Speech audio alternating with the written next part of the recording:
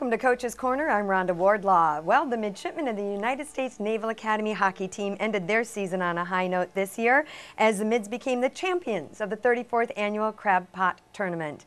Now, Navy beat up Lehigh in the first round of the tournament. Then they went on after a 10-1 win to do the same thing to Towson, the state conference rival, beating them up at 6-2.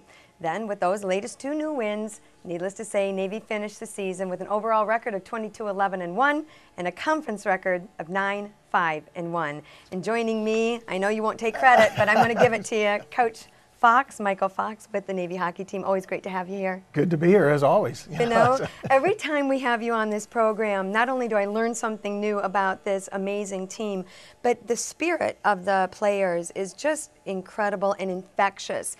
Before we get on to the crab pot and everything that led up to that win, let's talk a little bit about the intimacy of the arena where the guys are playing. It's just an amazing place to be. Well, a couple of things. First of all, it's a brand new BSC, Brigade Sports Complex, which is over by the golf course in the area. It's a $22 million facility, and the rink is really a good spot. We have our own locker rooms and our home there. There's a 1,600 square foot health club upstairs that the boys use for workouts. We have Olympic weights for them and powerlifting weights and plyo down in the rink. So we got a lot going for it. Yeah. Plyometrics, okay.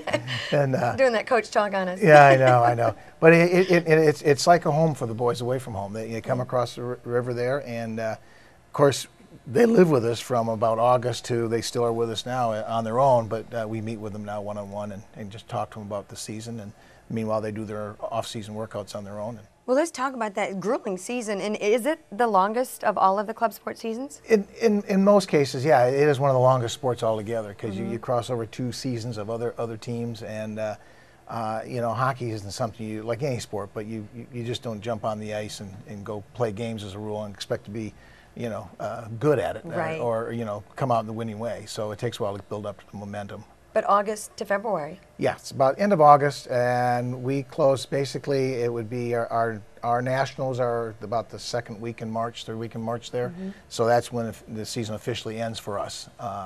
And then, as I say, we go into off ice, but it's pretty much a program. The captains or the returning upper class, which would be the second class in this case, right, lead the way with it, and they work out now and get ready for next season. So if somebody's watching Coach's Corner in July, they're still practicing. They're still in session per se. Yeah, well, in July, most of the time they're gone now. But they have a program they work on off ship. There are guys that are here locally that will help out. And then when plebes come in, we get a chance to meet with some of the plebes, and they come work. As of last year, their PE with us over there at the rink. So they get a little bit of a feel of what they're getting into. Well, let's talk a little bit about that. How do you get your players? We have people. I have family and friends out of Minnesota, where I'm from, and Maddie Thomas. Did you say Minnesota? I said Minnesota. Yeah, I thought so. I was just making sure. I can't get rid of it. I know. I'm from Wisconsin. No, I know. I can tell. Okay. You probably like Mitch Pulver. He's our Wisconsin boy. Exactly. And one of the best players. Absolutely. So that's good. Yeah, but so I mean, actually, some of it's word of mouth. We do have Maddie Thomas, who played for me actually when I was assisting, and he's turned in really to be a great assistant coach, and he really is a student of the game. He's still in active service over at the Pentagon, but gets over every day to work with us. And his dad is a diehard hockey guy. His brother's in the pros, so his dad spends most of his retirement time going all around the Northeast talking to players, and we explain to him what it's like to come to the academy. Basically, what I tell people, I go talking to big crowds with some D1 programs and others, and they're talking about how their scholarships are. I tell people, hey, every one of you get a 100% scholarship. Yeah. You know, okay, it's paid for. Plus, we guarantee you 5 years of a career other than the sport you play. Absolutely. So we try to promote that, and there are a lot of players that look at it, very talented ones. And then we try to guide them through the application process to try to. It's a daunting thing, and you know, everybody that's involved with the academy tries to help young kids do that. Well, let me ask about that, because just the mere fact you're in an academy setting, do you compete against you know, West Point and other places for these same kids? Yes, we do. And well, in some cases, we got talent such sometimes we're competing against junior programs, which is one step before going to the pro, and then obviously the top guys that are always juniors are looking at are also looking at by D1 programs throughout the country, like Minnesota, Wisconsin, Boston University, you know, Harvard. You know, Harvard and those would be more in our lines, but they still probably get a little bit of help because they are a D1 program. Excellent. And explain just the varying levels. D1 meaning? Okay, D1 is basically Division I in the NCAA. Some of the top teams you read about all the time. Again, you know, Boston University, Minnesota, Denver, Colorado College, Air Force and Army are in that. They've been very competitive. And then you have your D2 and D3 in that level as well.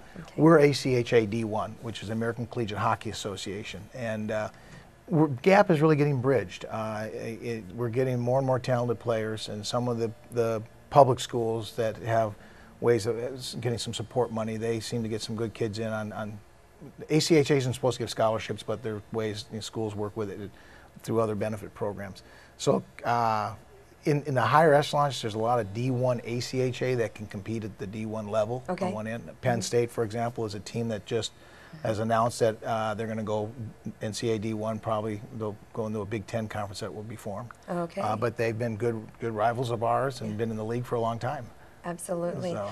I know as a coach it's hard to spotlight certain players, but because he's a senior and he'll be graduating, I want to talk a little bit about Captain Sam Carlson. Oh, you liked him, did you? You know, hoisting the trophy up. It was a pretty good moment for the team and him. And he's worked really hard. He's a kid out of Minnesota, came here. He just started grinding and working, had a lot of talent, had to work on some things, and from his plebe year on, you walk out on that rink, he would be after. I would tell him something like, skate around with your puck and look up, don't look down, look at anything, just talk or anything like that. You would see him out there trying it. Somebody would talk, one of our other, Brendan Curley, who's another coach, played for Miami, Ohio, he'd walk out and say, try this on your shot, and he would be out there working these things. So dedication helps in any sport, and he did it, and we're all happy as Lark that he did it. And not to give anything else away from him, but he really took the leadership role, you know, not only vocally but by actions. And he was inclusive with all the team and all the players and the other captains. And this has probably been the most fun year the coaching staff and everybody's had, because they really bound together like a team. They do everything together, whether you're on the taxi squad, a manager, or you're the star. They will all march to the same drum, and that is what's really good about the program. And what else I remember you talking about after one game when we met to talk was the fact that they're on ice as they are off ice. So if somebody's having trouble with a class, that team just kind of comes together and helps that midshipman. Oh yeah. In fact, we take a lot of pride in, we have never been any lower than number 3 GPA. And usually we're number 1. And when we get beat out, it's either with girls golf or it's golf or girls tennis. You know, one of the others. And so. You know, we take a lot of pride in that, and we do. If we have somebody, we literally looked at somebody and say, you know, you're on the team, you know you're struggling, you want to keep your position, it'll be on hold for you, but if I see you on the ice, you're not going to play. You got to go get your grades up, and we try to do that. And that's throughout the whole coaching staff we work that out. And the team does it themselves. They get together with guys, say they're struggling, and if they're not working out, they'll get in a little study group and work with it. So it's important. I mean, they got big careers and big duties ahead of them. Boy, so, and leaders of our nation. Exactly. When it's all done and said and over, that's where they're off to. And that's one thing about hockey. It's good. You got leaders. They're all leaders, but you got to follow in order to be a successful hockey team. And so those that are going to be the next top leaders in hockey are the ones that learn how to follow the first few years with the team, and it's a good kind of fit, if you would. It is. Another leader and standout, of course, is goaltender Jamison Marshall. Oh yeah, he's been steady. He's been steady. Yep. We've been blessed with getting some good goalies in, and Marshall came in from the Northeast, and he played for Salisbury, which is a good prep school up in that area. And I think he wasn't sure what he was going to do his plebe year, and it was more or less you're in, because you know we had a couple injuries from the ones that were returning, and he's held his own ever since then, and he's always been one of the top in the country, I think. Yeah, and you'll have him next year. We have him next year, you know, which is good, and he's got some young ones that are pushing right along with him already, and so you know that's good if you can get those kind of goalies and they're pushing each other and working with each other and helping each other. It helps out a lot. Excellent. So. Well, Coach, if somebody wanted more information on the hockey team, how could they contact you and/or for more information? Well, you can go into our hockey website, which is navyhockey.net, and once you're in there, it leads you to the ACHA with more information on us about what's going on around the area, and then it just tells you can go into the archives, you can go into contacting people, you can probably read up some other articles that people have written, you know. And you can see this video. And this video, that's right, in the video. That's why I said go in and find all the good stuff. Exactly. Yeah. There's so much good stuff in there. Coach, as always, thank you for Great. taking time Thank you with so us. much. And go Navy. Yeah, come out. Fastest, best game in town.